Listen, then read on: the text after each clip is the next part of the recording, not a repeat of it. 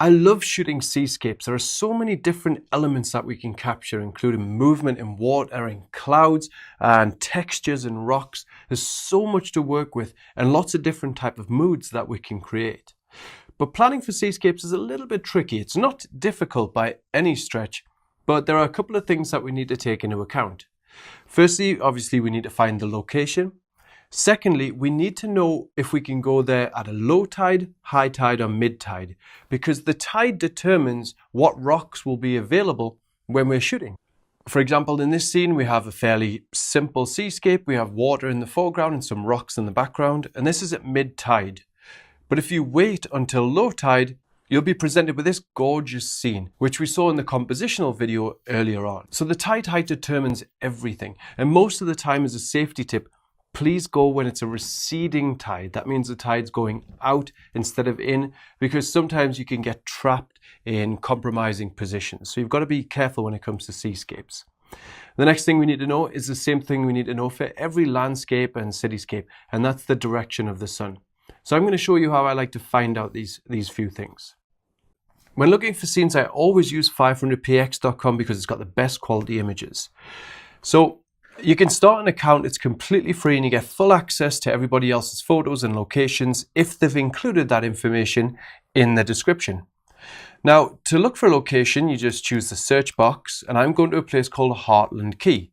So if I choose that and press return, we'll get a lot of images. Now, just to make sure, click on this box that says relevance and choose pulse. And that will give you the most beautiful images to choose from, so you can see if that location's worth visiting or not. Now, we have a lot of gorgeous images to choose from. So the two pieces of information I want to get here is, where is the location? And do I need to shoot at low tide or high tide or mid tide? So I'm going to select this image here, which is extremely beautiful by Alessio Puzzo.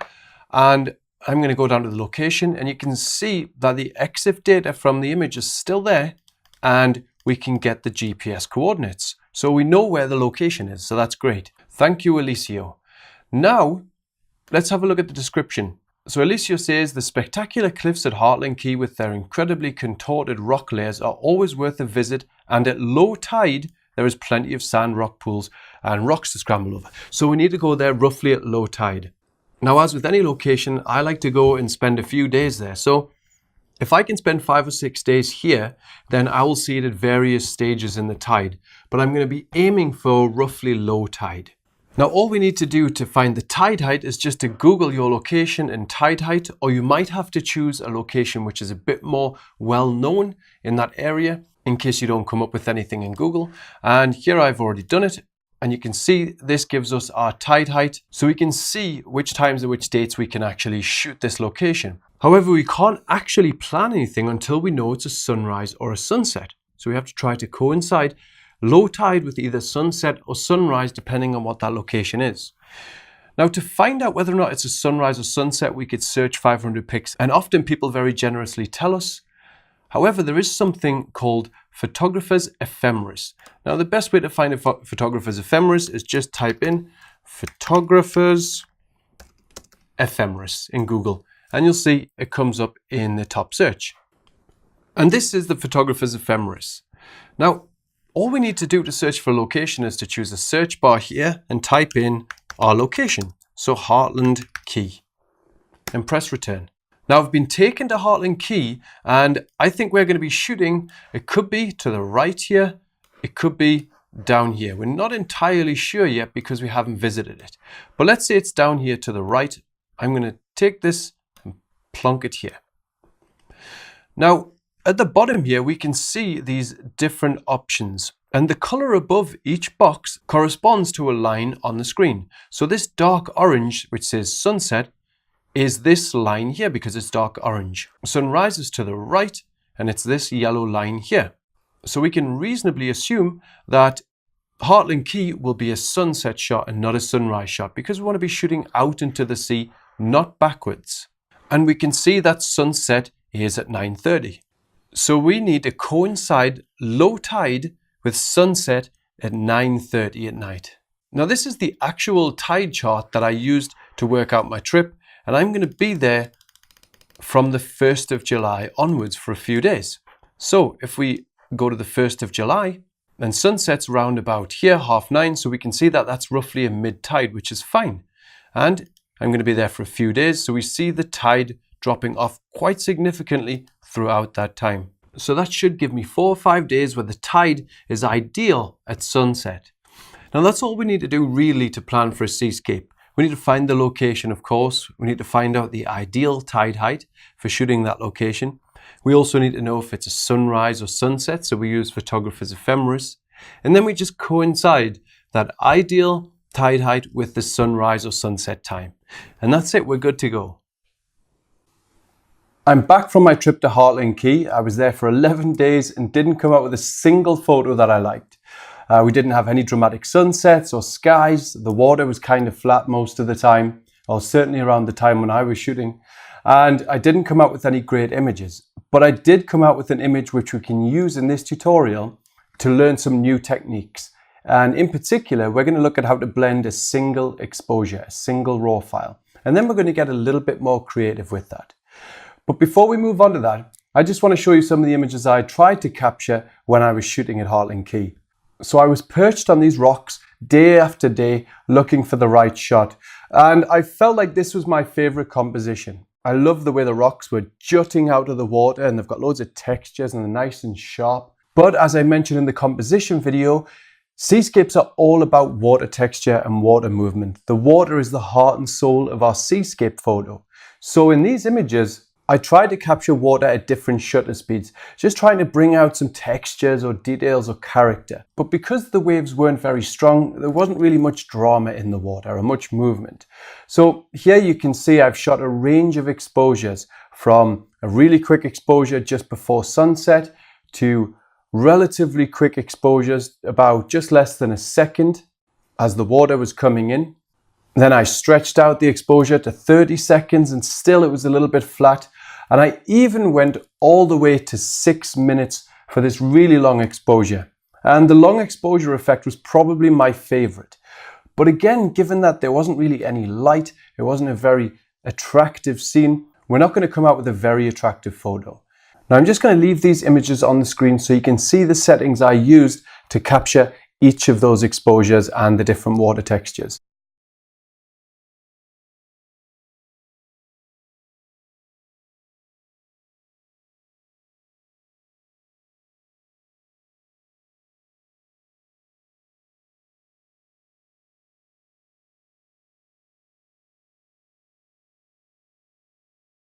So for the tutorial, I'm going to work with this one image that we see in our screen here.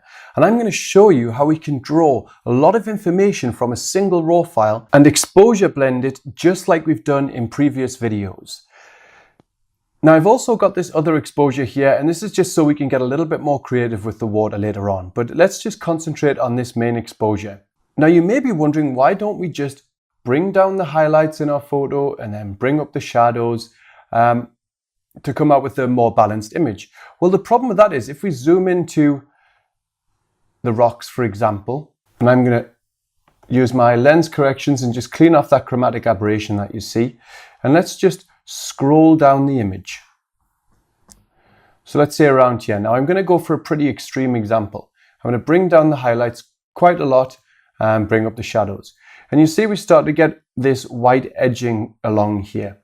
And the more we stretch a single raw file with these highlights and shadow sliders, the more image degradation we get. And sometimes we won't even notice the image degradation. Let's say if we use these settings, it might just become more visible in our workflow after we've added some contrast adjustments or clarity slider adjustments, and then it starts to look pretty bad. We can also aggravate extra noise and chromatic aberration by playing with these sliders. Now the benefit, apart from having a cleaner image, of exposure blending a single raw file as well, is that we can split up our image in different ways. So for example, we can separate our sky into one image, we can separate our shadows in another image, and we can have a base exposure. So if we want to make any adjustments to any specific area, then we can just make those adjustments to those images. And it gives us more control over the entire workflow.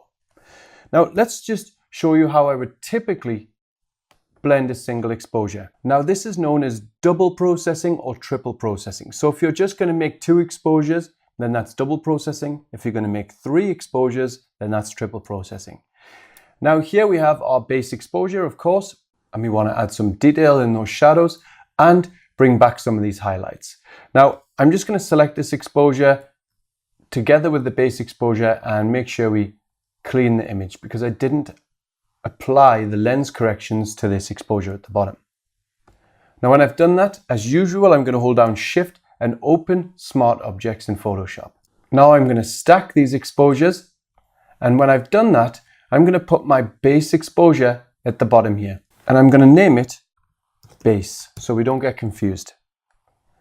Next, I'm going to right click and choose New Smart Object via Copy, which we've done before. This I'm going to call Sky, and the next exposure I'm going to call Shadows. So as you've probably guessed, we're going to use the sky exposure to bring back the information in the sky.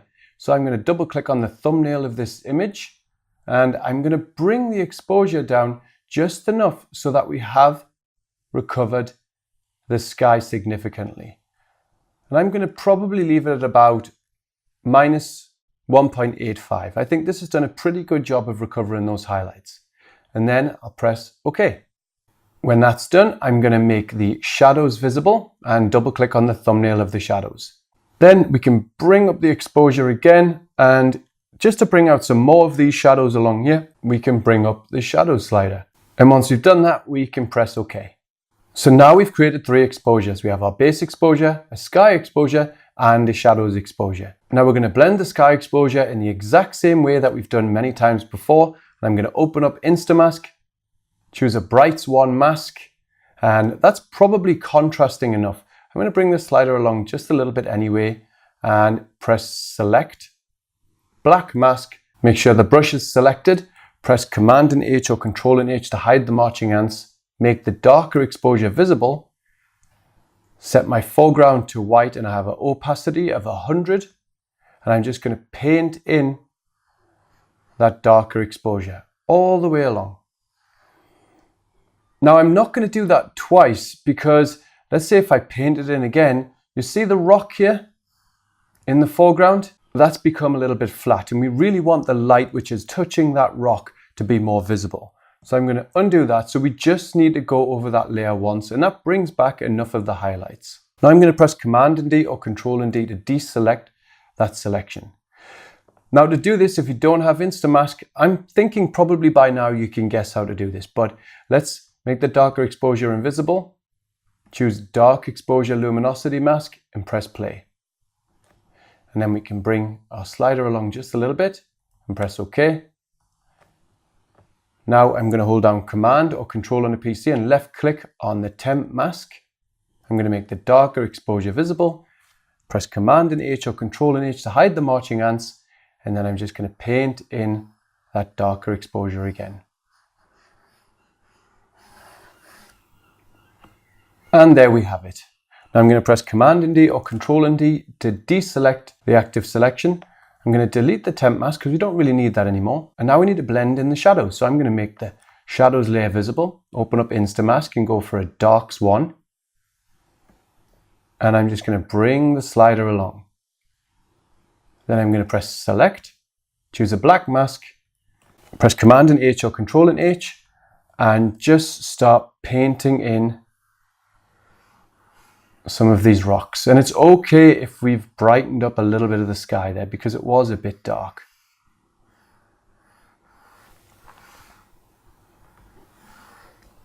And now I'm going to press Command and D or Control and D again.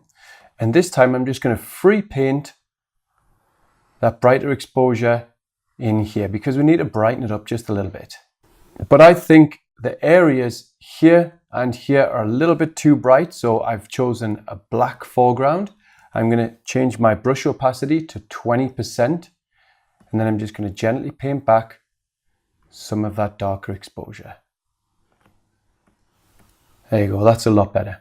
So now we've gone from a base exposure, which is underexposed and overexposed, to recovering the highlights and the shadows. Now I feel like the sky is perhaps a little bit dark, so I'm going to select this dark exposure, create a curves layer, and clip it to the darker exposure with this button.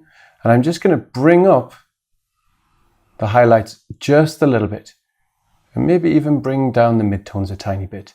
And here we're just brightening up the sky so it seems a little bit more logical when we look at it. Now it looks a lot more natural. And if you want to recover some of those highlights, let's say they're a little bit overexposed, we can just paint them out manually with a opacity of 50% on the brush. Let's see if that works. Yeah, that's just gently brought back some of those highlights. So there's the before and after. And now let's just zoom in to the edge of these rocks just to see if there's any white edging or image degradation. And as you can see, that's really clean and it's done an excellent job. So we're going to zoom out. And now we're going to get creative. I like the scene, I like the composition. There isn't really any dramatic light, so that's kind of working against it. And I enjoy the fact that we have these spiky textured rocks coming out these really flat, smooth, glassy kind of water. I think that adds a nice effect to the scene. It's a nice bit of contrast there. But I do like the idea of having some movement in the water down in the foreground, which is why I've gone for this exposure here. And all we're going to do is blend in the front part or the foreground part of this exposure into our image. So to do that, I'm just going to create a black mask holding down Option or Alt on a PC and left clicking on the mask icon. Then I'm going to choose a paintbrush, set my foreground to white with an opacity of 100, and I'm just going to paint in this water here. And now I don't want to affect these rocks too much because I like the smooth, glassy water along there. So I'm going to change my foreground to black and mask out those changes there. And then maybe a little bit along here.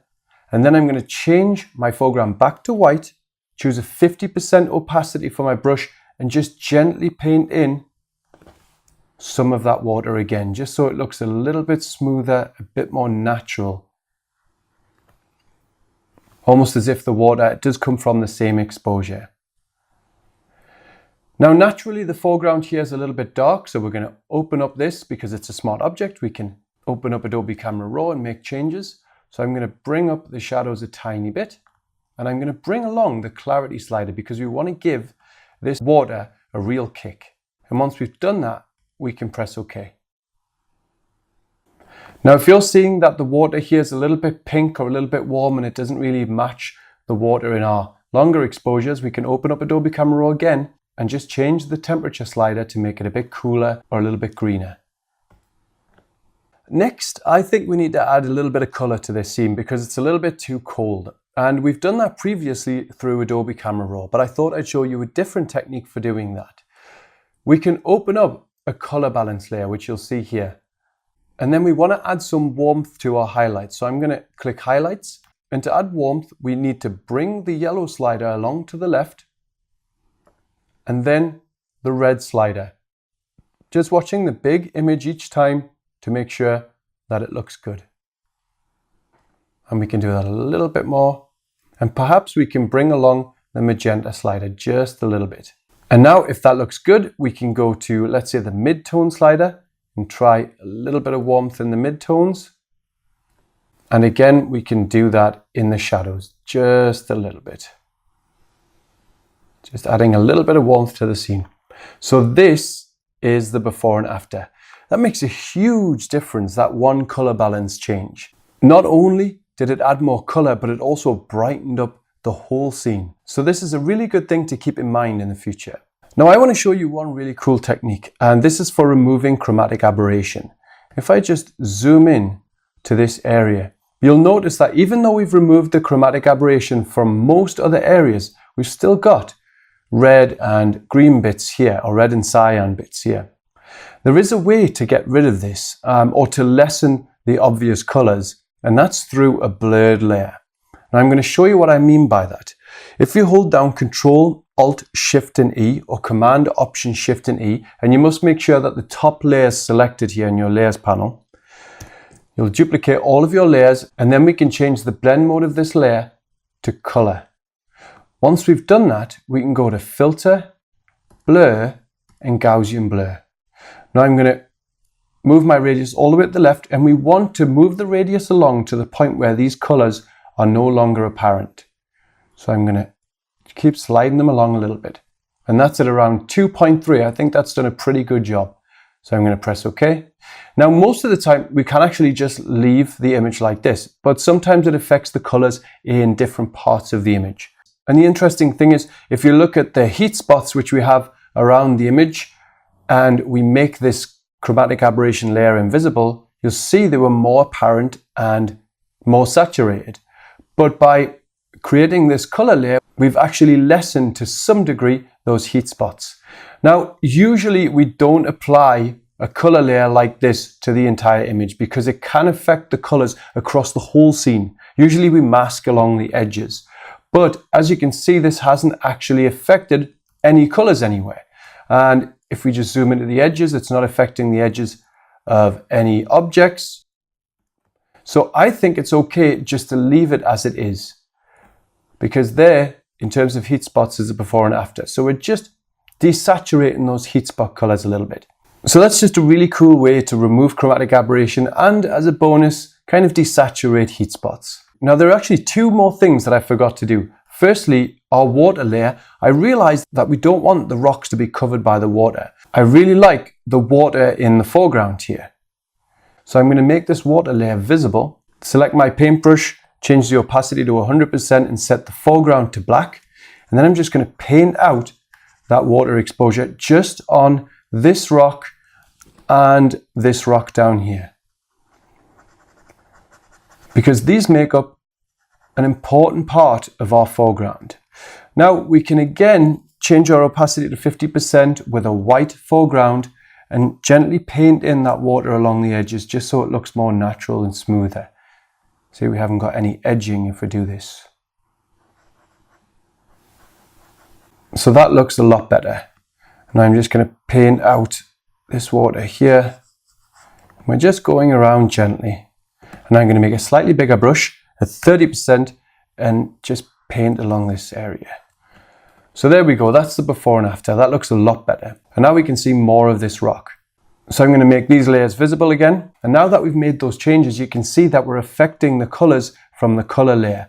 And that's just because I made the changes afterwards, because I made a mistake. So I'm going to delete this layer and I'm going to do exactly what I just did by duplicating the layer, changing the blend mode to color, and then going to filter, blur, Gaussian blur, and it should have the same setting, 2.3, and just press OK. And so that looks better. And I'll just check to make sure the chromatic aberration is still clear. Yep, that's done a good job. And now in terms of processing, there isn't really much else to do. We can bring down the highlights a little bit if you find they're a little bit bright. We've already looked at how to do that. For example, we can just create a luminosity mask, add that to a curves layer, for example, and then we can just bring down the curve a little bit. Maybe bring up the highlights a tiny bit. So there we've reduced the highlights a little bit. And if we don't want to affect the water, we can make sure we've got a brush at 100%, our foreground set to black, and I'm just masking out the water there. And just to add emphasis to the rocks in the foreground, why don't we do a little bit of dodge and burning? So I'm going to open up a levels layer and I'm going to bring the levels layer all the way along and bring maybe the shadows and midtones along a little bit too. And then I'm going to press Command and I or Control and I to invert that mask. Now I'm going to select a white foreground and a smaller brush, and I'm just going to paint in that rock, just to make it stand out a little bit more. And I'm going to do the same with this rock here. Then I'm going to do it here too, just to add a little bit more life and detail to these areas. But I'm not going to touch this rock here. I don't find it a particularly interesting rock to emphasize. So there you go. We've brightened up these rocks. Maybe a little bit there too. So that's the before and after. And I'm going to do two more things to finish. I'm going to create a levels layer and just add a bit more life to this image and perhaps bring down the shadows a little bit. Now I think the foreground's a little bit dark by that contrast adjustment. So I'm just going to mask it out. And finally, I feel like the foreground here is also really dark, these two rocks. So I'm going to bring up the shadow output here. And I'm going to press Command and I or Control and I to invert that. And I'm just going to paint out some of these harsher shadows and replace them with those softer shadows on the curves layer.